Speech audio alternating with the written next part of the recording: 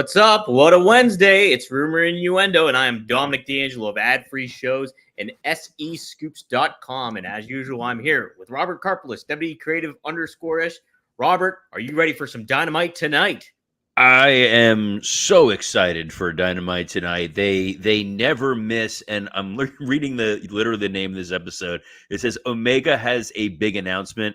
I have no idea what you're talking about, dude. I'm kind of excited. I looked over the run sheet. I don't remember seeing anything about an Omega big announcement, but hey, we're going to talk about it. We're going to dive deeper into the Ric Flair Pizzagate. And what else we got on tap, Mr. D'Angelo? We got plenty on tap here. Let's see what I put down. Oh, never mind. It's reading comprehension time. We got Chris Jericho talking about the learning tree and his reasonings behind it. And then Drew McIntyre and CM Punk teasing for a match at a certain event. We'll close that out with that. But let's start off, Robert. They're going to face off at a CW event? Yes, Billy and the NWA. Great. We got AEW Dynamite tonight. Well, first, we got to say hi to some of the folks joining us live. Oh, yes. Thank you to all you joining us live on YouTube, X, or wherever you consume this show. Jim Broderick, good afternoon to the dynamic duo of YouTube. Wow. Nice. You're definitely Robin. Antonio Santos says, happy Wednesday, fellas. It's a good day to call someone a certain clock, according to Ric Flair. Joseph Wade Walters, morning, my dudes. And Dre Owens hypothesizing the big announcement is Kenny Omega being drafted to Collision. Purgatory? Yeah, I wouldn't even want Kenny to. I don't think Cornette would want that to happen to Kenny. Jeez. That's how rough it is over on Saturday. Jeepers. Well, hopefully Wednesday won't be too rough because we do have Dynamite on tap, and there is a big announcement from EVP Kenny Omega. It's an important announcement. Robert, what do you think it is? They're going to air the footage of Ric Flair in the pizzeria. Okay. They're the only thing Tony has left in his bag of tricks is hidden camera footage of talent getting in fights elsewhere. That's got to be it, right? You know, is it that he's going to get surgery for diverticulitis? Is it that he's going to power through and actually fight? What? I don't know. I don't think he's going to be an authority figure on there moving forward, but I never, regardless of the company, I never like when it's this employee power struggle nonsense. Yeah. WCW is guilty of doing this a lot with who is in charge and who's actually owning the company and who the EVPs or whatever are. In AEW world, they've so firmly established that Tony Khan is sort of the final arbiter of things that when you start getting into the minutia of what the EVPs do versus what they don't do, it's all diminished returns. I wish in wrestling, Dom, they create some sort of artificial symbol of who the top guy is, who the best guy is, some sort of, maybe something they could wear, a sash, a tiara, maybe something to hold up their pants, a headband, like your stupid headband. Yes, something like that to be like, this is what we want to go after in order to show who's the best, not we're going to talk about corporate power struggles. I work in corporate America. You know what the least interesting thing to talk about is? Boardroom politics. And like WWE was always guilty of this, where it's like Linda has her voting percentages and Shane and Stephanie have bought this. And then when they made Ric Flair a consortium and he just yells, the consortium is me. And when we were in law school learning about consortiums, all I kept wanting to do was scream that out loud. But they would have forcibly removed me like I was in a pizzeria. Okay. Well, what it'll be, yeah. You know, the authority figure, the power struggle, all that stuff is all, yeah. Why we have stuff to kind of signify what we want with the athletes in the ring. So I don't know if you necessarily need a power struggle in behind the scenes or anything like that. And so hopefully it doesn't lean to that. Hopefully it'll be more something with Kenny Omega being back in action or on his way to getting back there at some point or another. But we'll see. Guys, the big question for Dynamite, will it be 3 weeks in a row of a tummy punch? I know. They got to keep it going. It's the greatest streak. All due respect to Bill Goldberg, who does not seem to respect AEW. I will credit Tony for that because that was on our run sheet a couple weeks ago. I never really got to it. That Goldberg was critical of Dynamite, and then Tony pulling the ultimate petty card of like, well, you weren't critical when you were calling me for a job. Man. Oh man, it's so salty, like a topping on a Ric Flair pizza.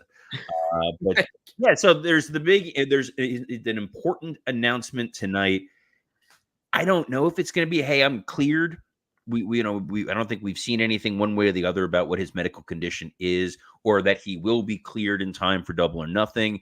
In which case, do you hotshot and rush Omega Okada?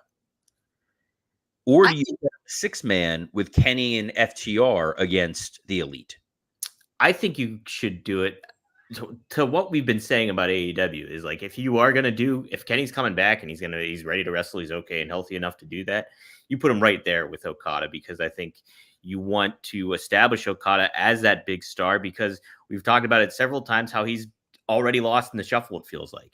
And if you put them in a position of prominence where it's just a singles match, it makes more sense, I think, for both those guys. My concern with the singles match is there is no higher bar in 2024 at this point than Omega Okada. They have more 730 so and Ospreay, though. Well, they do, because every time Kenny Omega and Kazuchika Okada have faced each other, it's been like, a 7-star Meltzer instant classic. Once in a generation, you're never going to see this again kind of thing. And if they try to do this match as Kenny's first match back after being out for a couple months, and it's missing a step, it's not as good, it's all diminished returns. And they paid so much money for Okada, you cannot risk disrupting that. So I wouldn't mind a 6-man tag, maybe an 8-man tag. I have not been shy about the fact that I think one of the big missed opportunities in all of this, in all seriousness and in all genuineness, is when Tony got attacked, and we've talked about how important this company is supposed to be to all these people. The guy who is the most, the best example of why AEW exists is Eddie Kingston. Eddie Kingston went from working outdoor indie shows, the Cornette outdoor indie mud show kind of thing, and he was put on national television. He was given an opportunity. He was given a contract. He's got action figures. He's got merchandise. He's in a video game. I think he's in the game. He should be the one that's like, how dare you guys try to screw up what's putting money on in my wallet, food on my plate. I'm going to kill you guys. And people are going to believe that, because that dude is the Mick Foley of AEW. Make it an 8-man, put Jack Perry in there, and cover up a little bit of, let's see how Kenny's doing before he's back in there full time. But, what the hell do I know, Dom? What else is there lined up for Dynamite? Well, I think you should get prepared to sit under the learning tree of Chris Jericho, because him and Big Bill will be in action. And so that's something to look out for. I'll get my pen for the NDA. We have Orange Cassidy taking on Trent Beretta, which I would think would be more of a Double or Nothing match with how they've been kind of positioning that. Wait, they're giving away that match already? That's what it says on the rundown here. Wow. Yeah. Kind of surprising. And then we have Swerve Strickland and Christian Cage going face to face. On top of it, right there, we're going through the rundown. It's like the fourth most important thing is the showdown with the number one contender and the champion. The reason why they're going to try to draw people in is the big Kenny Omega announcement. The big story going into Double or Nothing is going to be what's going to happen with the Elite and Tony and the future of the power struggle. And it further diminishes the importance of the AEW world title. Christian being the number one contender, and I love Christian, but him being the number one contender is already a signifier of this is a placeholder. This is not to put them really in the same league, but you think back to Royal Rumble years ago, Brock Lesnar versus Hardcore Holly. Right. No one thinks Christian's going to win the title and be the central focus of Dynamite going forward, but it sure as hell doesn't feel like Swerve is the central focus right now. It feels a lot, unfortunately, like CM Punk's first title run in the WWE and how marginalized and misused he was. And another guy who knows what that feels like would be Chris Jericho. When Jericho first became the undisputed champion, he was not the central focus of the company. He was just a guy who was carrying around 2 titles. So they really need to be very, very careful about how they handle Swerve in the weeks and months ahead, because you have a chance to make him the central focus of your show. Ken pointed out here that Rey Mysterio was crapped on. Yeah, I was there when Rey got the Eddie dead guy push, is what they, people have kind of callously called it for a while, but that was because Vince did not have faith in Rey Mysterio at his size, unless he was just constantly winning by flukes. At any chance you could beat him in a non-title match, you would. There's no reason for Tony not to have complete full faith and confidence in Swerve Strickland. Guy can cut a promo, guy can work in the ring, he's got a great look, he's a mainstream star. We'll see. I don't think, and you know what? There was some embers of promise there, because Swerve ended up talking about that power struggle a little bit on the show previous week. So hopefully they continue with that momentum. If they implement him that and keep him in that, like, kind of like a fringe piece of that element, then you have Christian Cage coming into play with all this stuff. You can make this placeholder match still very intriguing. You think about what Cody and AJ just did at Backlash and things like that. So, I mean, you got to position it the right way, though, and that's a key component to this. Also, Cody and AJ, a good example of, we knew that wasn't going to wind up being the signature match, but look at how much better AJ is coming out of that match than he was going in. You kind of, remind me when Swerve brought up the power struggle and he called out the Young Bucks. The guy they decide to give the title shot to is someone who's not even in the elite, right? And I know there are people out there, defenders of AEW, Scott Chaplin, who like to argue, Scott Chaplin, that the idea is that the Young Bucks are cowards, Scott Chaplin. But the problem with that argument, Scott Chaplin, is that it's incredibly stupid if they are your top heel faction and they're all chicken. I don't think we can say the word. You know what I'm saying? Heels. Yeah. It's really, really tough. So it doesn't make a ton of sense, and it doesn't feel like Christian is earnestly the number one contender. But can you imagine if they really decided to go with Christian in the elite, and he starts talking to Tony about when Shad came out and that look of concern, and from a caring father to a caring father, Shad, maybe you need to intervene and you need to take this away from your boy, and you need to just let the Bucks run this and keep him home for his own safety. There you go. Wow. That's all you need. That's it. I think you nailed it. God damn, now I'm giving away ideas for free. Now, you know what? Now I'm never going to get a chance to work with Billy Corgan and the NWA booking all kinds of fantastic cocaine on a pole spots. There's still other matches on. How long is Dynamite this week? Is it I know, right? So I'm genuinely asking, because last week I got like bluffed when I didn't realize that Rampage took place after Dynamite, and my DVR did not catch it outside of like the little 5-minute overrun there. But this is not another 3-hour situation, is it? No, I don't think so. At least I don't think so. Because it looks like, according to your notes, and your notes are copious and they are tremendous, we're getting Adam Copeland against Brody King, Mariah May against Harley Cameron, and a Serena Deeb promo. Right. Copeland continues the trend about going against the House of Black members. Almost kind of feels like MJF, Cody Rhodes kind of situation, or Bryan Danielson situation, where Cody or Bryan had to fight to get to MJF. This kind of feels like it's going to just be him and Malachi Black. Do you think that's a good way to handle this program with Adam Copeland, is have him go up against the soldiers of Malachi and then eventually get Malachi at Double or Nothing? It's a default that Tony likes to go to, where there's a stable and you have to work through each guy like you're playing a video game. We saw it with the Inner Circle. You said we saw it with MJF and the Pinnacle. It's not a bad booking decision per se. What's really impressive is those Copeland matches we've gotten involving the House of Black have been excellent. I think the 6-man tag at the pay-per-view over-delivered to what people expected. His match with Buddy Matthews, Buddy Murphy, I don't remember which one it is, how we go this by here, but that was really great. Brody King is a world-class talent. I love Brody. He's a great guy. He's genuinely massive. I think he's a Penguins fan too. I don't want to talk about that. Yeah, no, I know he is.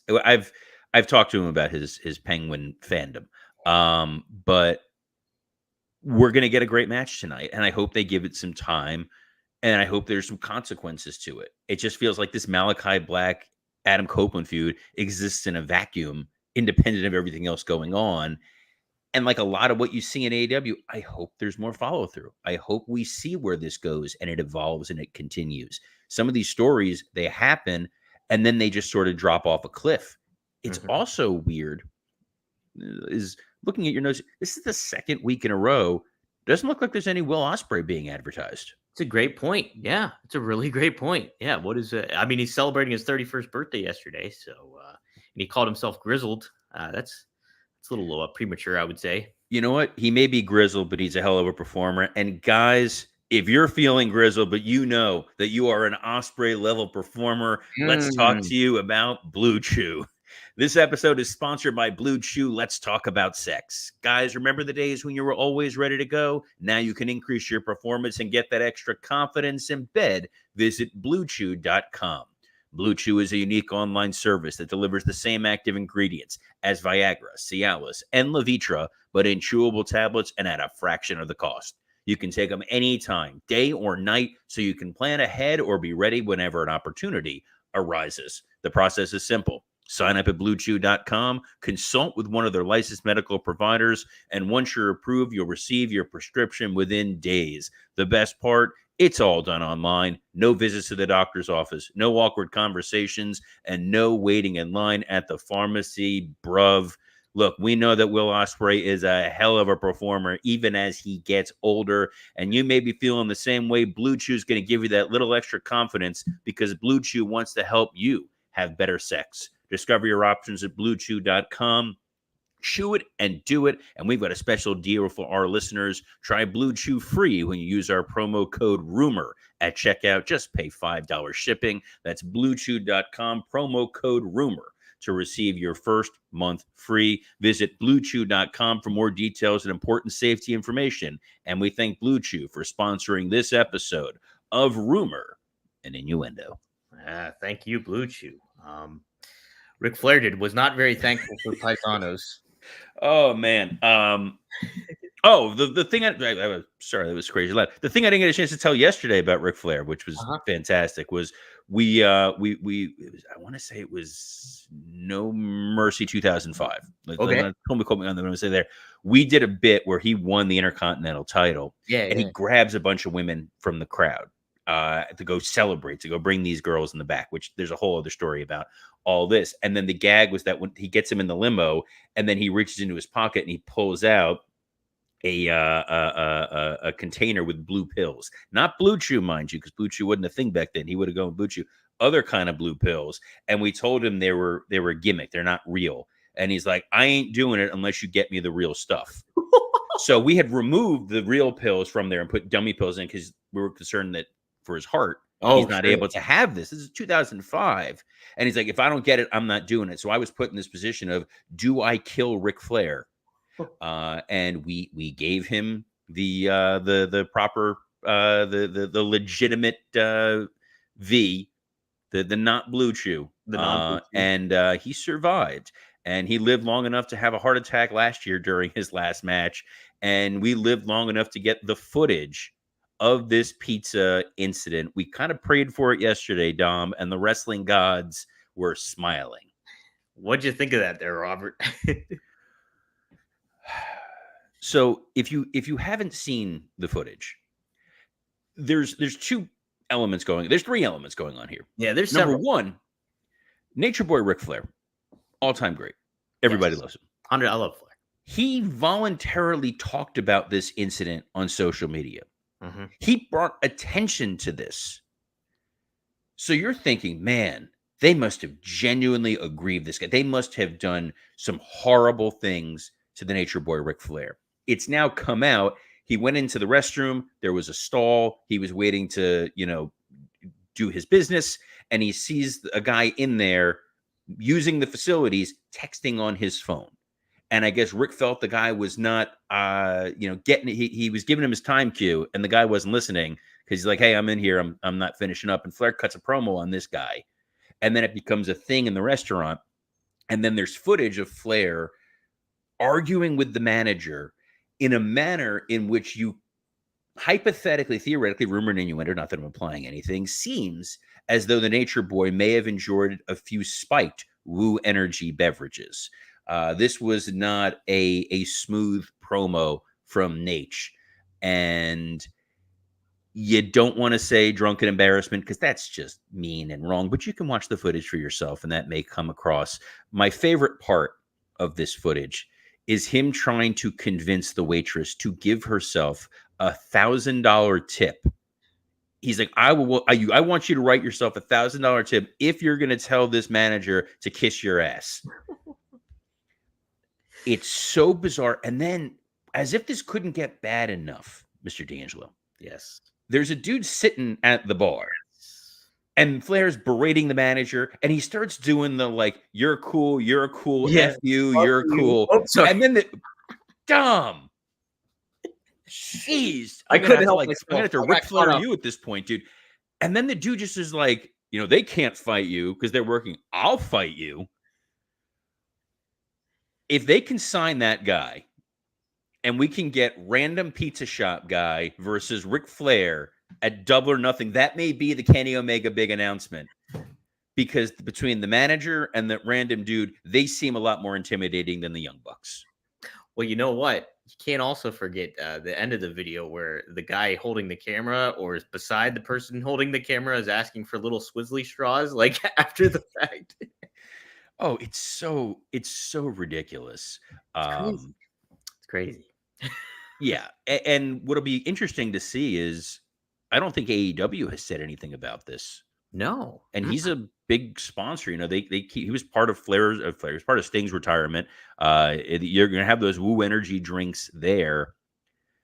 I get that it's Flair being Flair. I think we all remember when Flair had the road rage incident and Edge dressed up as Flair and they filmed the video of it. It'd be great if they could do that again, but there's no payoff. There's no payoff, though. Kudos to the Nature Boy, who said the following. There's a number of quotes, but my favorite quote that he said to the Gainesville Sun, which, look, if you're in Gainesville, Florida, guys, your chances are you were reading the Independent Florida Alligator and not the Gainesville Sun. But that being said, Flair said, "I have the money to buy the restaurant. It'll be called Ric Flair Italian Bistro. If that happens, Dom, I will be the first customer there. I will get in my car. I will drive up. I'll be happy to make the logo." Yes, Dom will make the logo. It's not quite Woo Wings, which is a legitimate thing, guys. Yes. It's not quite. Remember when Flair tried to start his own crypto? No. Oh, yeah. There was some kind of Ric Flair crypto thing that he tried to do. Obviously, there's the energy drink that, crazy enough, in a pre-Dominic D'Angelo world, in rumor and innuendo world, we tried to get Woo Energy drink to drink on the show for like a Woo Wednesday, and we could not find it anywhere. Really? There was yes, it was unavailable anywhere here. You had to have it shipped. You had to buy like a case of it, and apparently it's like mushroom based, which is strange. That's that's where we're at with that. But let's move on to a happier, less embarrassing topic, like arbitration. Arbitration. What a heartwarming topic that is. WWE is apparently going to file arbitration with Vince and John Laurinaitis. In a new filing, it's revealed that WWE will align with both men as their efforts to compel arbitration. WWE also anticipates filing a motion to compel arbitration and stay this action pending arbitration, which removes any doubt of all three defendants will be moving to compel arbitration. Robert, arbitration, what do you think? Keep it behind. The only way to keep this thing more anonymous is if they did it during Rampage. By the way, someone's asking in the chat. Yes, we are actually live right now. Yeah, oh yeah. But yes, it's not a gimmick. No, we're actually sitting here live talking about arbitration. Obviously, WWE going to join in that because everybody wants this behind closed doors. Everybody wants this thing settled and gone. Janelle Grant's attorney will do everything they can to get this into the open. And then I think the other piece of this, I'm just kind of strategizing here, is that they want other folks to come out of the woodwork and say, hey, here's what happened to me. And I know Tony Khan has done the Harvey Weinstein comparison. The only tangible comparison here is when the first Harvey Weinstein accusation came out, a number of other people came out, and that was where Me Too came from, this idea of this happened to me, this happened to me, this happened to me. So the more salacious stories that come out about what happened, the more they're saying here was the bad behavior of Vince McMahon and John Laurinaitis and the entire company. The hope is that more people will come out and say this happened to me, and it's going to give more credence to these claims. We'll see what happens. I think it's tough. It's a very difficult situation, and it's one that if arbitration winds up happening, we just might not hear what ultimately occurs. Right. So it's wild to think about, wild to think about. You think about the Rita Chatterton stuff back in the 80s, and then now with this, and where's it gonna go? Yes. To that end, there's a fantastic book. It's behind me. It's called Ringmaster by Abraham Josie Reisman, who gets into the Rita stuff, the Ring Boy scandal, the case and the steroid trial. It's one of the most comprehensive books ever written about Vince McMahon. This is not an ad, by the way. This is just me genuinely saying it's a truly remarkable book, and it's worth reading just to get a better, smarter understanding of the wrestling world. It gets into some of the Jimmy Snuka stuff. There's a lot of interviews. It gets into Vince's childhood, which I don't know how, aware you are of his childhood. There's a lot to unpack. And I know Netflix right now has that Baby Reindeer show, which is, I made the mistake of watching that in a night, and yikes. But I know they've got the Vince McMahon thing that they're working on. The Vince stuff may wind up blowing Baby Reindeer out the water, guys, in terms of the overall ick factor. Let's move on. We got 3 minutes left. There's several stories you got there. We're not talking about the Jericho Learning Tree story you have here, so we can get to the other one. All right, let's talk about the Drew McIntyre and CM Punk. It looks like they're laying the groundwork for it happening in Glasgow, Scotland at Clash at the Castle. Punk on Raw said, "I'm going to find you. If you make me go to Glasgow, Scotland, I'm going to be hiding in a bowl of haggis, and I'm going to pop out, and I'm going to break your face." And then Drew on social media later on said, "I heard what you said. If you actually turn up to Glasgow, you're not going to leave in one piece." So, Robert, it seems like we kept thinking, oh, he's going to be in a world title picture for this, but it looks more like him and CM Punk is going to pay off there. Yeah, if that's what they wind up doing, that's an interesting choice. I would not necessarily want to see these two guys at Clash at the Castle just because you don't want a split crowd. I think you want the entire audience booing the hell out of Drew, and you run into a couple of risk factors. Obviously, because he's sort of the home country, the home UK crowd who's going to want to cheer the hell out of Drew McIntyre is one thing. The second piece is that Punk swing and a miss on Raw did not do him any favors, and we know that Drew can be wildly entertaining.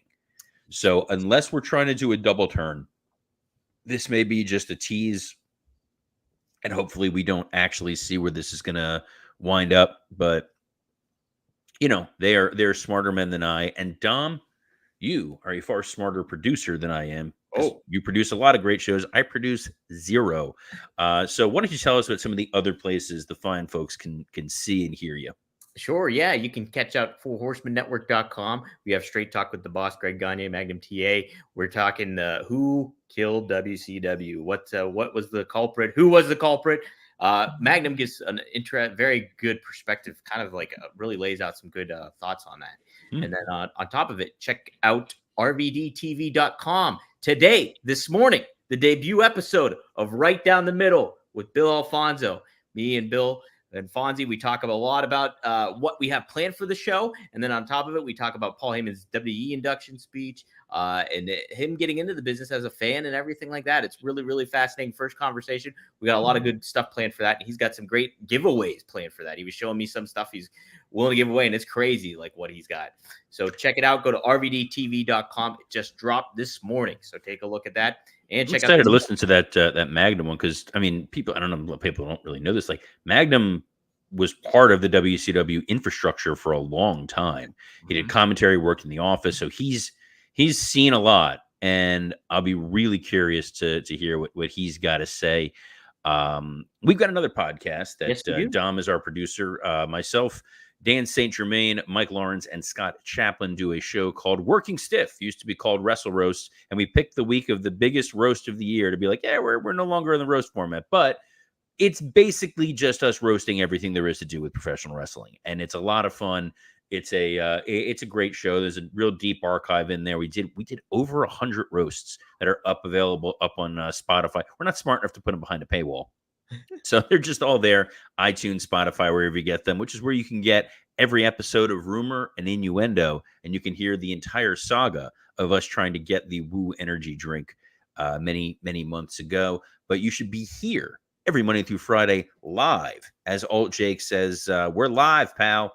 We are live every Monday through Friday at noon Eastern on WW Creative _ISH X account, the Dominic D'Angelo X account, the Podcast Heat X account. Podcast Heat is who makes this show possible. The SE Scoops X account, as well as on YouTube on ad-free shows and Rumor and Innuendo. So on behalf of the bandanaed Dominic D'Angelo, I'm Robert Karpelis. Best of luck in your future endeavors. I got to find some swizzle sticks.